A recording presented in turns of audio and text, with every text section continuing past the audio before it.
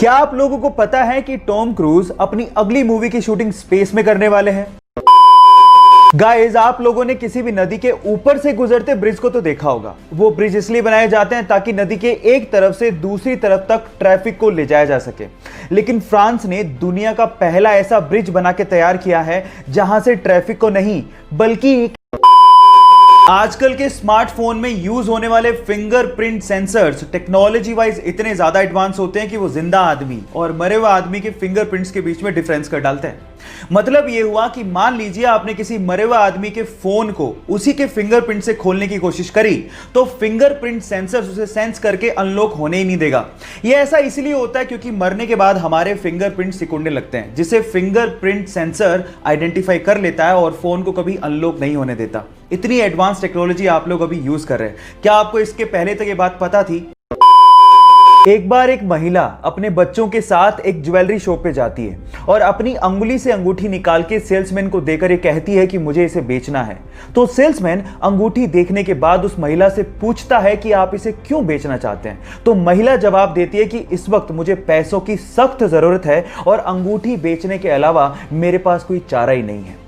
यह सुनकर सेल्समैन का दिल भर जाता है और उसके बाद जितने पैसों की जरूरत उस महिला को थी वो सेल्समैन उसे वो पैसे देता है। लेकिन आंखों से आंसू तब आ जाते हैं जब वो सेल्समैन उस रिंग को भी उस महिला को लौटा देता है।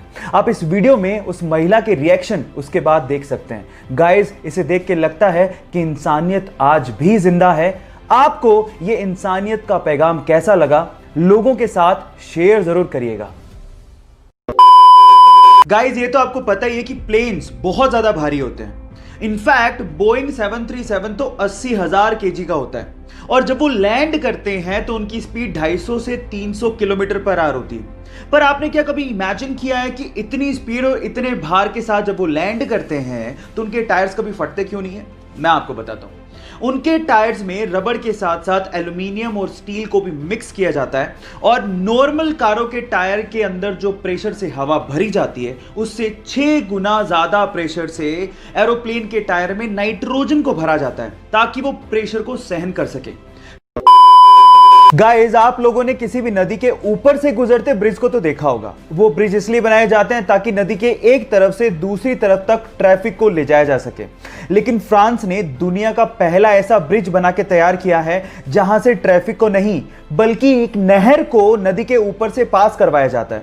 कितना अमेजिंग लगता होगा ना कि नीचे से नदी बह रही है और ऊपर के पुल से कोई स्पीड बोट निकल रही है।